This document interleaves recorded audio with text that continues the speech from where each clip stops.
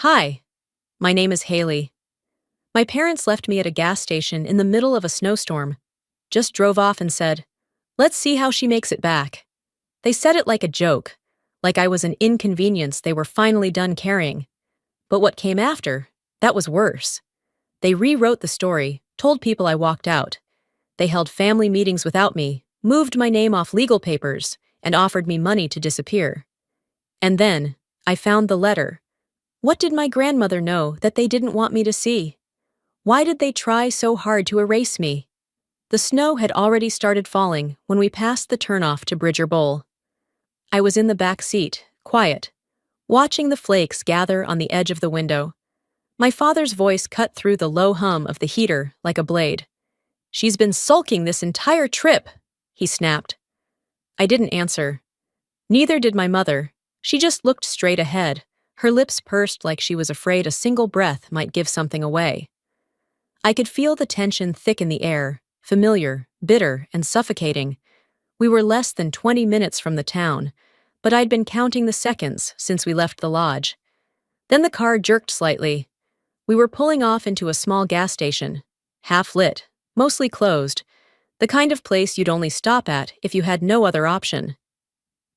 My dad put the gear in park. "I need coffee," he muttered, not looking at me. "You can't wait 10 minutes?" my mom asked, finally speaking.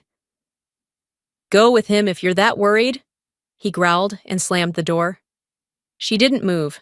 Neither did I. A few moments later, he came back, holding nothing. "She wants to be independent so bad, let her figure it out." "What are you talking about?" I asked, sitting up. He opened the door again, not mine. He reached into the back, grabbed my duffel, and tossed it onto the snowy pavement. My mother's voice was low but sharp. "Don't do this, Roland." He leaned into the car, looked right at her, then glanced at me. "Let's see how she makes it back." And they drove off. Just like that. The red taillights disappeared into the flurry of white, and I stood there. No coat, just my hoodie, phone at 10%, and no clue how far the next town really was. I didn't shout. I didn't cry. I just stared at the road, still processing what the hell just happened. I stepped back under the small awning near the pumps. The station was dark inside, doors locked. A closed sign flipped toward me. I tried the handle anyway. No luck. A car passed on the road, but didn't slow. I waved with both arms. Nothing. Another followed. Same result. I pulled my phone from my pocket. No bars? Of course. Snow was sticking fast, and I could already feel it seeping through the soles of my boots. My breath came in short clouds. Every part of me was shaking, not just from cold. That voice in my head, the one I'd buried over the years, came rushing back, clear as the first time I heard it. "She's always been the one making everything harder." Clarice said it at dinner once when I was 13. Camden had just gotten some school award, and I forgot to bring in the mail. That one moment stuck, not because of what she said, but how easily it rolled off her tongue. Like she believed it. Maybe she did. The storm grew meaner as the light faded. I walked down the road, hoping maybe someone would be headed the opposite direction. My phone finally buzzed weakly. Battery low, still no signal. Half a mile later, I saw a shape ahead. A metal shed next to a boarded-up visitor center. The back was covered, enough to keep out the worst of the wind. I ducked in, dropped my duffel, and slid to the ground. I didn't feel cold anymore. Just empty. Hollow. An hour passed, maybe 2. A sound broke the silence, a truck engine. Then headlights cut through the snow. A snowplow.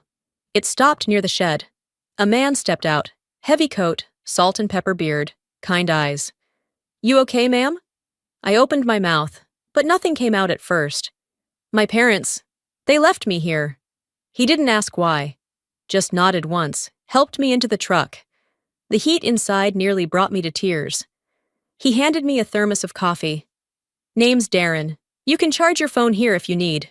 I plugged it in. No missed calls, no messages, nothing. As if I had vanished and no one noticed. Darren offered to drop me at a diner down the road, somewhere warm, open late, with buses that came through in the morning. "Stay as long as you need," he said, before pulling away. I sat in a booth at the far end. The waitress gave me a bowl of soup, no questions asked. I didn't tell her what happened. I didn't tell anyone. I didn't even call home. That night, in the quiet corner of a half-lit diner in Montana, I opened my notes app and started to type. My fingers moved faster than I could think. If they wanted to teach me a lesson, maybe they just did, but not the one they meant. I slept in a vinyl booth, using my duffel as a pillow. The next morning, I caught the 7:40 shuttle heading toward town. I didn't text them. I didn't beg for a ride. I watched the snowy landscape blur through the window and let it freeze every part of me that had still hoped. I didn't call them, not once. I just watched the road ahead and thought, you don't leave someone behind unless you've already erased them in your mind. The shuttle dropped me off just after dark. The snow had slowed to a steady hush, like the sky had grown tired of shouting. I walked the 3 blocks from the bus stop to the house without thinking too much, my boots sinking into the slush as I passed neighbors who didn't recognize me or pretended not to. The porch light was off. I used my own key, the same one I was given years ago when they still called me part of the family without flinching. No one was home. The air inside the house felt preserved, not in a warm way, more like a museum piece, sealed off from time and memory. I didn't turn on the lights. I didn't need to. My feet knew where not to step, which floorboard creaked, which corner of the living room always caught the cold draft. I stopped in front of the family photo that still hung by the front hallway. It had been there since Camden's graduation. I stared at it, my face half-shadowed at the far edge. I wasn't cropped out, not technically, but the composition spoke louder than scissors ever could. My old room upstairs had been transformed. Neutral bedding, a bowl of potpourri, a new lamp. "We're using it for guests now," Clarice once told me, as if the change was a matter of logistics and not erasure. My nameplate had been taken off the door. I carried my bag downstairs without making a sound. The basement was colder than I remembered. More permanent somehow. There was a cot set up with fresh sheets. Thoughtful, in the same way a hospital room is prepared for whoever shows up next. Later that evening, I heard the garage door creak open. I stayed where I was. Clarice was the first to enter. Her heels clicked against the kitchen tile above me. A moment later, the basement door opened. She didn't come down, just stood there. "You didn't call," she said flatly. "You always make things more complicated than they need to be." I looked up at her through the dim light at the stairwell. "I didn't think I was part of the plan." She didn't answer, just turned and walked away like we were done. A few minutes passed before Roland came in. He stepped down one stair, just enough to look at me. "So you're back," he said, like I'd gone to the corner store and taken my sweet time. "Did you get everything out of your system? Not one question about the weather, or how I got home, or if I was okay." I nodded, not because I agreed, but because I had nothing left to say that they were capable of hearing. He huffed through his nose and left without another word. It hit me right then. The part of me that used to beg for acknowledgement. It wasn't silent anymore. It was just gone. The next morning was quieter than usual. Snow had stopped overnight, but the chill lingered. I was upstairs in the kitchen, pouring black coffee into a chipped mug, when Camden walked in. He looked at me like someone finding an unexpected item in a rental car. "Look who decided to return to civilization," he joked. "Go off the grid for a bit, huh?" Before I could reply, Clarice stepped in behind him, holding a bowl of fresh fruit like she'd picked it off a tree outside. "She stormed off in the snowstorm," she said to him, like I wasn't in the room. "Said she needed air. We waited, but she wouldn't come back." Camden's eyebrows lifted. "Wait, you didn't—" "She does this sometimes," Clarice cut in. "It's always been her way. You know, dramatic." I stood perfectly still, hands resting on the counter. My coffee cooled while they rewrote the story right in front of me. I almost laughed. Almost. But I didn't want to give them that moment. It was surreal, watching them reshape the memory before it even had time to settle. I wondered how many times they'd done it before, and how easily everyone just believed them. Drama queen. That's what I was now. They hadn't left me. I had left them. Convenient, isn't it? I walked out of the kitchen without a word. Let them have their little fable. It cost them nothing, and to argue would be to suggest I still wanted them to see me. I didn't. Not anymore. Back in the basement, I opened my journal. The one I'd stopped writing in years ago because every page felt like shouting into a vacuum. They didn't abandon me by accident, I wrote. They abandoned me by habit. The line sat on the page like a verdict. I thought of all the times I had excused their behavior. They were stressed. They didn't mean it. They were from a different generation. But what if none of that mattered?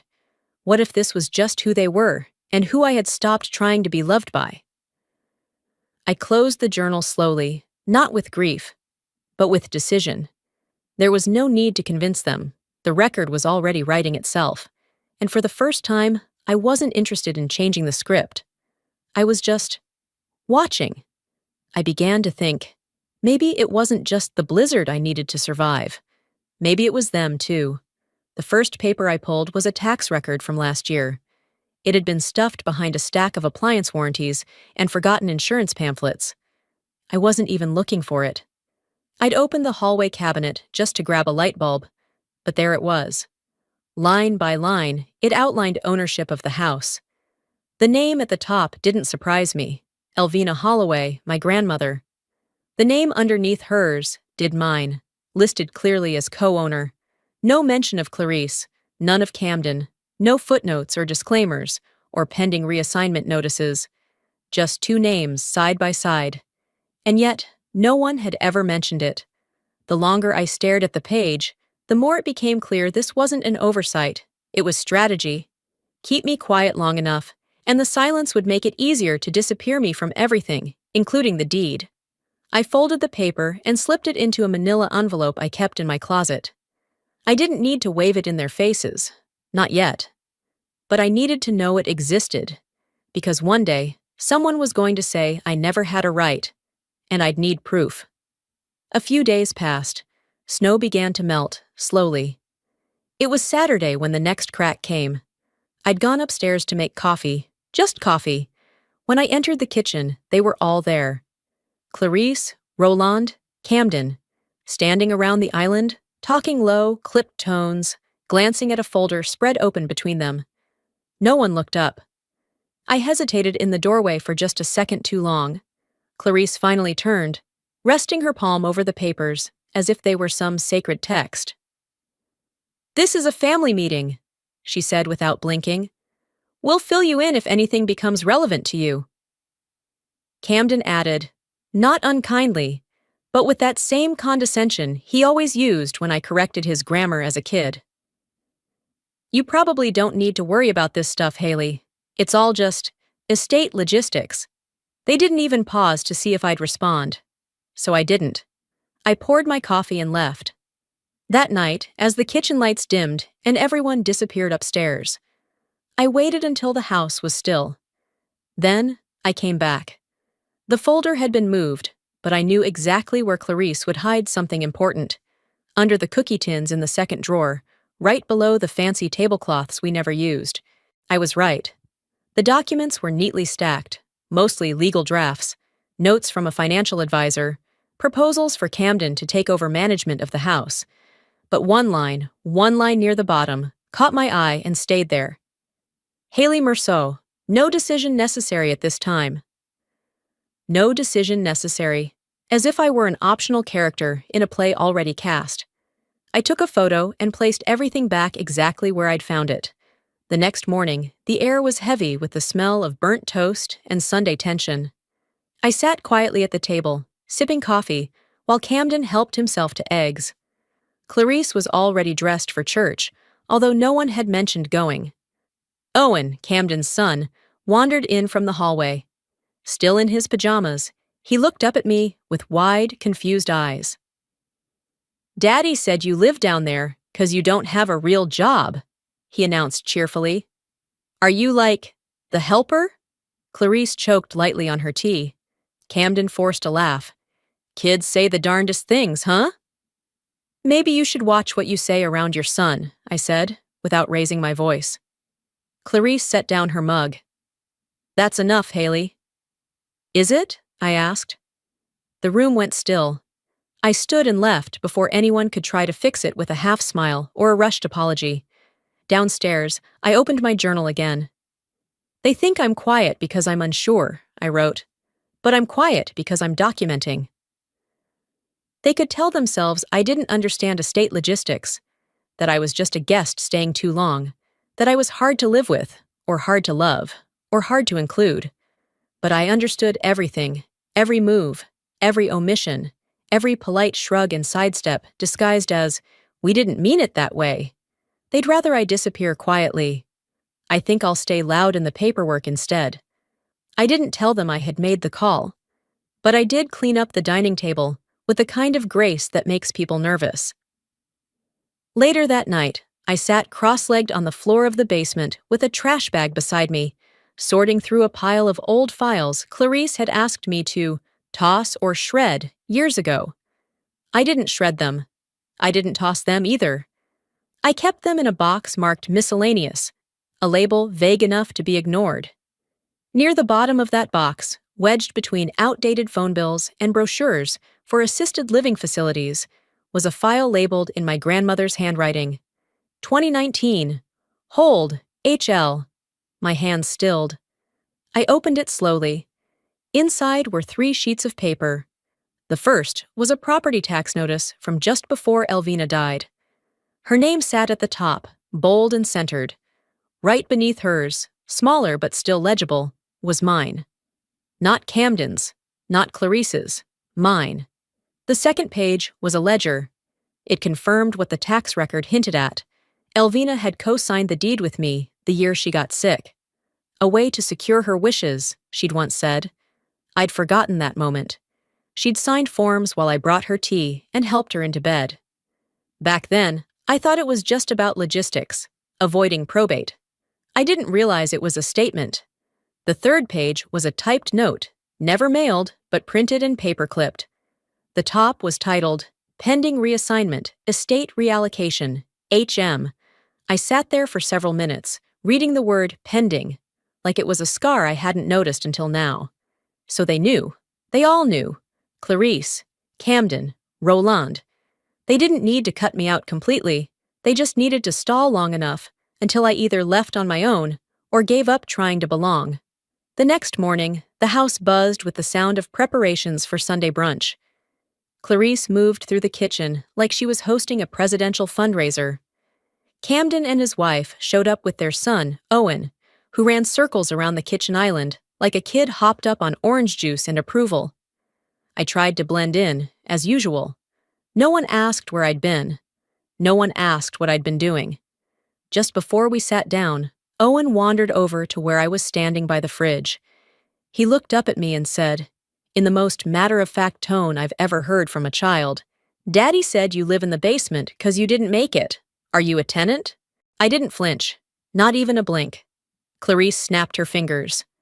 "Owen, that's not appropriate." He looked confused. "But that's what Daddy said." Camden smiled awkwardly and scratched the back of his neck. "You know kids. They repeat everything." I set my coffee cup on the counter with care, like any sudden movement might shatter the last of my patience. "I'm not a tenant," I said calmly. "I'm family. At least, I used to be." Owen stared, then ran off to find something less confusing. No one said anything after that. Not to me. Not about me. That night, I laid the documents from the folder across my bed like puzzle pieces, slowly aligning the edges, checking signatures, photocopying everything twice. Then I pulled out my phone and called someone I hadn't spoken to in 4 years. Daniel Green, an estate paralegal I'd met while volunteering at a senior outreach clinic. "Hi, it's Haley Merceau," I said when he picked up.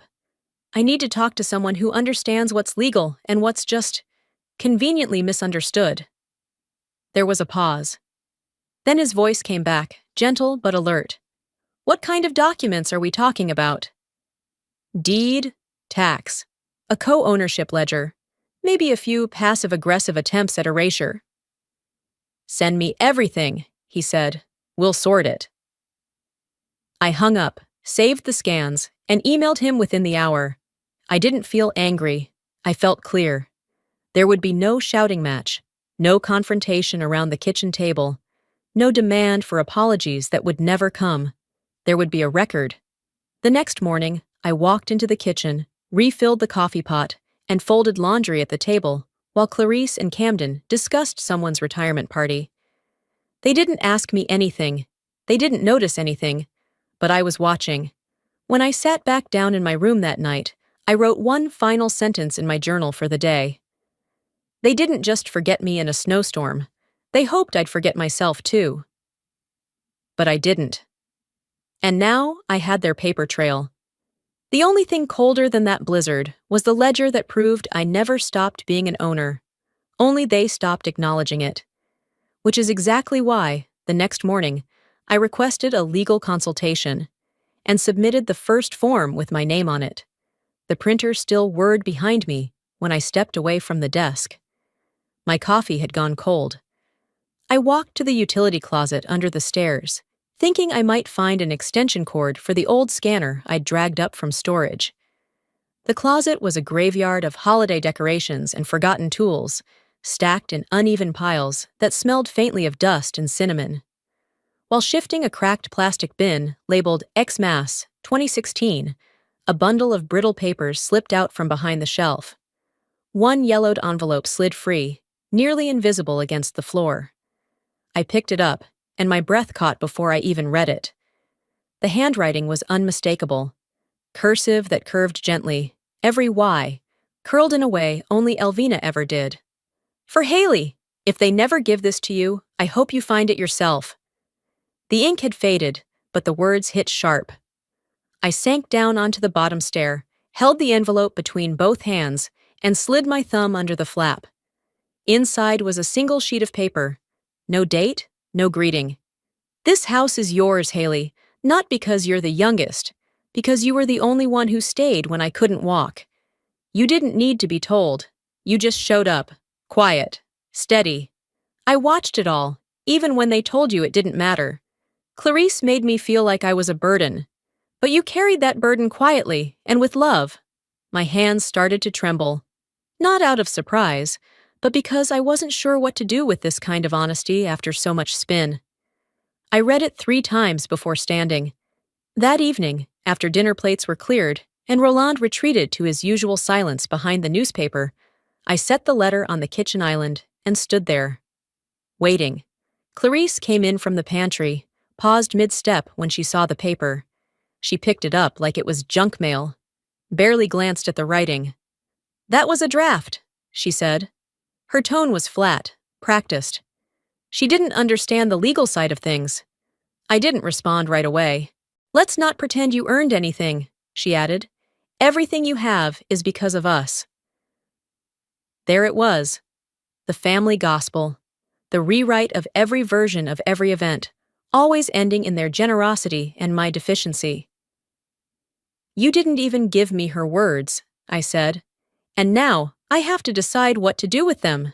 She didn't blink. A moment later, Camden walked in, holding a plate of leftovers. Clarice handed him the letter like it was a receipt. "She's trying to stir up the past," she said. Camden scanned the page, then shrugged. "This doesn't change anything legally." I took the paper back, folded it gently, and walked out. They didn't follow me. Of course they didn't. Their silence wasn't new. It was just louder now. Back in the basement, I set the letter beside the photocopied deed and tax documents. I didn't cry. Not because it didn't hurt, but because it no longer surprised me. They had erased Elvina's voice from the record. They tried to erase mine, too.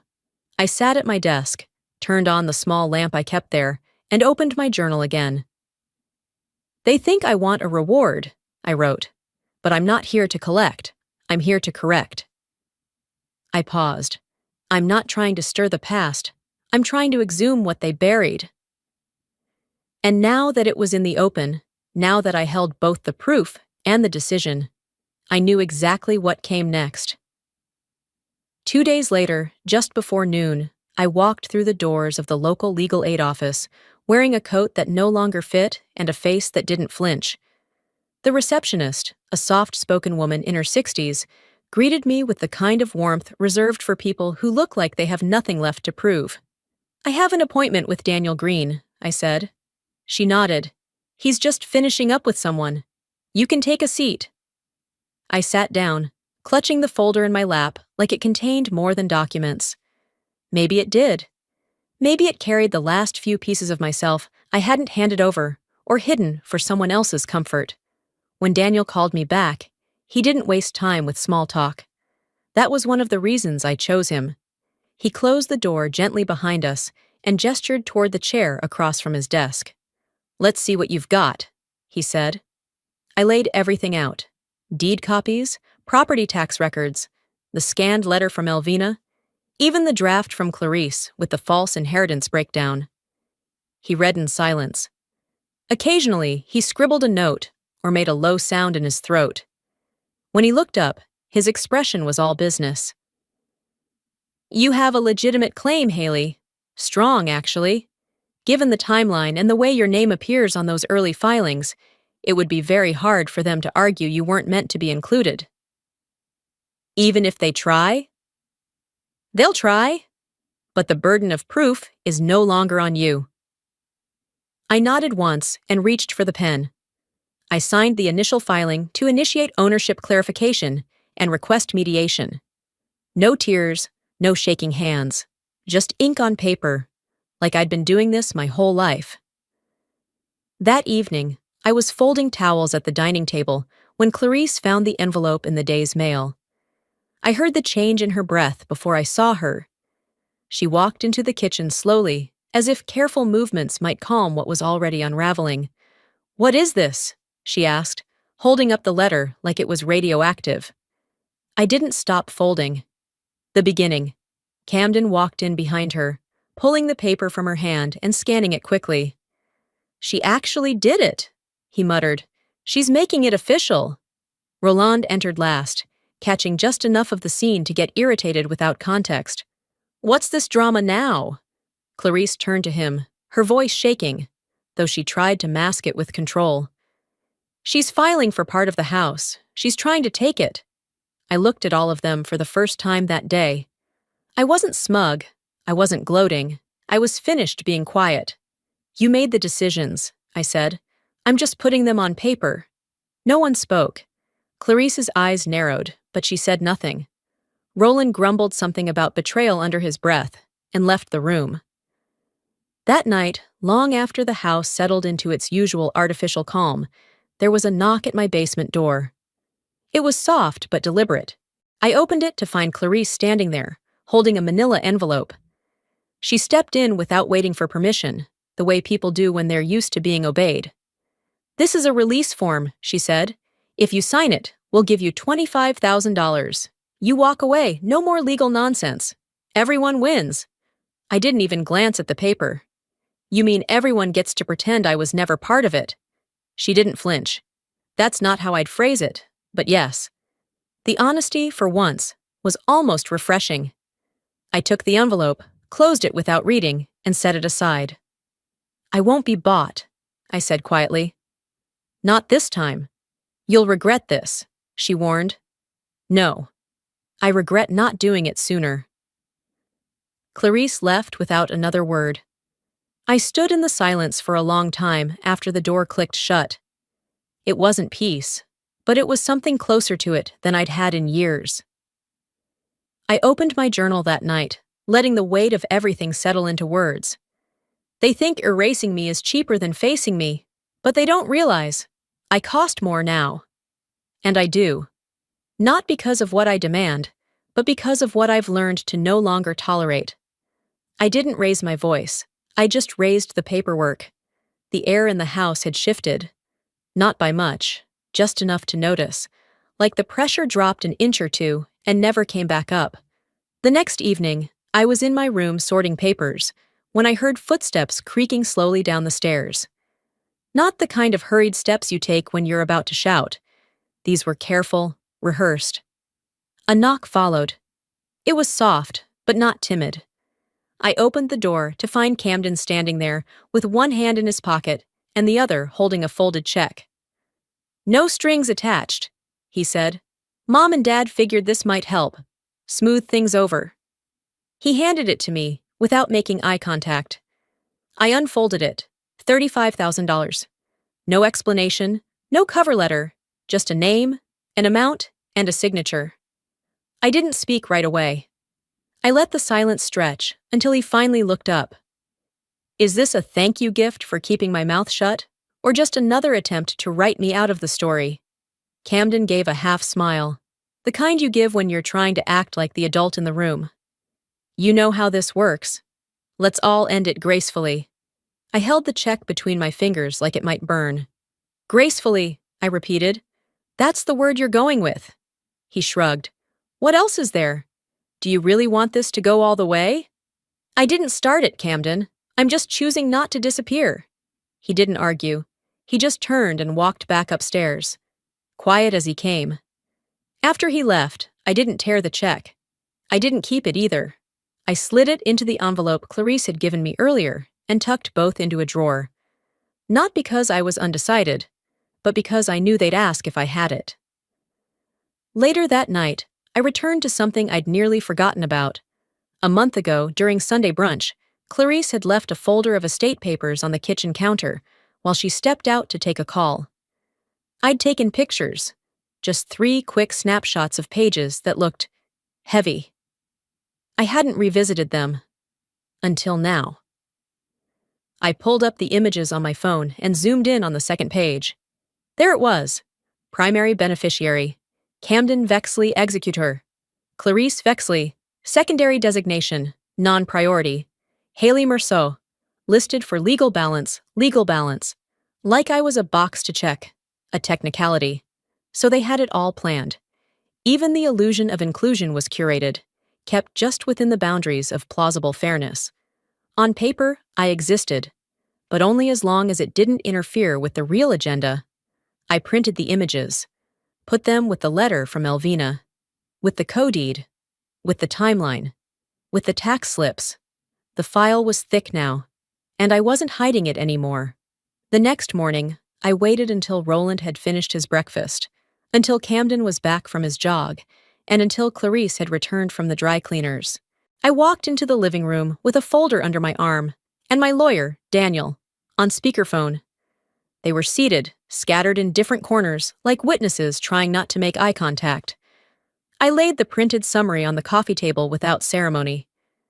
"You have 10 business days to submit your counter," I said evenly. "After that, the sale proceeds." No yelling, no insults, just the facts. Clarice stared at me, frozen. Roland opened his mouth, then closed it like he'd lost the sentence. Camden stood up slowly and left the room.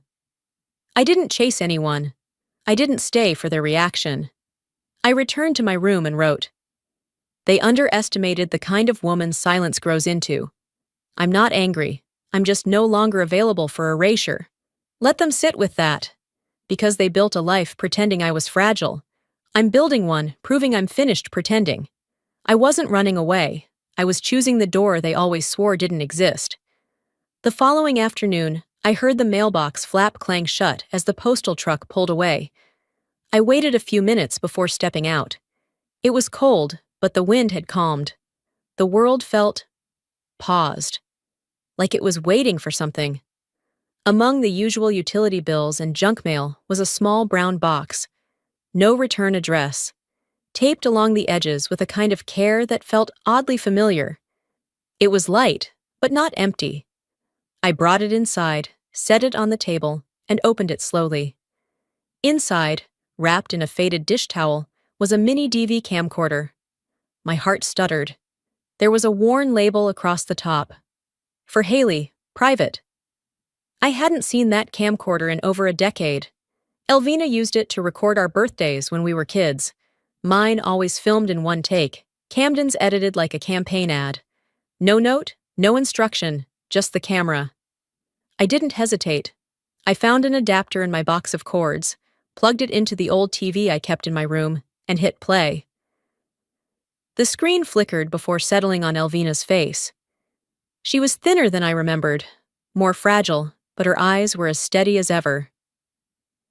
"If you're watching this, Haley," she began, "then it means they tried to hide it. Or maybe they just forgot to finish the job." She smiled, tired but knowing. This house, this story, wasn't built to trap you. It was built to last past them. People who need credit, who hoard power, who rewrite what's true. You are not fragile. You are not the footnote. You're the keeper. She paused, as if measuring whether I was still listening. You carried me, Haley. When I couldn't stand, when no one else wanted to touch the responsibility. You did it without a parade. I saw it. Every bit of it. Her voice cracked. They act like memory is a matter of who talks louder. But I left this for you. Not because you need it, but because it's yours. The truth is yours. I didn't cry right away. I didn't even blink. I just sat there, the weight of every unspoken moment tightening in my chest. By the time the video faded to black, I was shaking, but not from sadness, from recognition. I spent the next hour copying the footage to a USB drive. I didn't bother editing or adding context. That night, just after dinner, I composed an email. To Clarice.Vexley. Subject, proof attachment, video, final, USB. Body. I made it back. You didn't. I pressed send, closed the laptop, left the room. Upstairs, maybe 20 minutes later, I heard the laptop slam shut. Clarice's voice barked something I couldn't make out. Drawers slammed. Footsteps stormed past the stairs. I stayed where I was. She came to my door, paused. I could hear her breathing, but she didn't knock. Just stood there like she was trying to decide if I still counted as someone she could control. She walked away. Later, as I passed the hallway, I overheard her mutter it. Not to me, not even to Roland, but like a curse under her breath she couldn't swallow. I don't have a daughter like her. The words landed, not as a wound, but a confirmation. I didn't feel rejection. I felt release. She was right. I'm not her daughter. Not anymore. I never belonged to the version of family she built. A house where love came with receipts, where silence was currency, where truth had to be fought for. I walked back to my room, closed the door gently, and looked around. The house wasn't the prize. It never had been. It was just the battlefield. Being able to leave it behind on my terms, that was the victory. Early that morning, I zipped the last file folder into my shoulder bag, stood in the entryway of the house, and stared at the walls like they'd somehow speak back. But they didn't. They just stood there, quiet, over-decorated, familiar in a way that didn't belong to me anymore. An hour later, I was sitting in a real estate office with my lawyer beside me, pen in hand. The papers spread before me were neat, final. No one had filed a counterclaim. The Vexleys didn't show up. They hadn't even bothered to send an email. Daniel slid the last sheet toward me. Once you sign this, it's done. Irrevocable. I nodded, signed. Just as we finished, my phone vibrated on the table. A restricted number. I let it ring out. Back on the sidewalk outside, I checked the voicemail. It was from Mrs. Kellerman, an old friend of my mother's. Her voice was low, somewhere between pity and warning. I heard what happened. Clarice is, well, she's saying you blindsided her. She's not doing great with it. Said you always had a flair for drama and payback. But Haley, she also said she never thought you'd actually follow through. She's rattled. I didn't save the message. Instead, I found a quiet corner at a coffee shop a block from the courthouse and ordered something I didn't need, just to hold the cup. A woman approached me as I stirred the drink. She looked older, early 70s maybe, with the kind of eyes that saw too much but softened anyway. Mrs. Fenley. The neighbor from 2 doors down, who used to sneak me warm bread when I was stuck doing yard work in the cold. "I heard about the house," she said, folding her hands on the edge of the table. "Your mother, she used to tell us you wouldn't amount to much. Said you didn't have the stomach for hard things, that Camden was the one who could carry weight." I didn't flinch. I just waited. "She was wrong," Mrs. Fenley added quietly. "And I hope, wherever she is right now, she knows it." I nodded once, not out of pride, but acknowledgement. We didn't speak again. She patted my hand and left. I didn't finish the coffee. By mid-afternoon, I was back at the house for the last time. The moving truck had already come and gone, and the only things left were the ones I hadn't wanted to take. Books that weren't mine. Awards I never won. Frames that never held me. I went down to the basement, not for anything in particular, just to see it one more time. In the far corner, tucked behind an old chest, was a box I hadn't seen in years. Inside it was a knit blanket, light blue, frayed along the edges.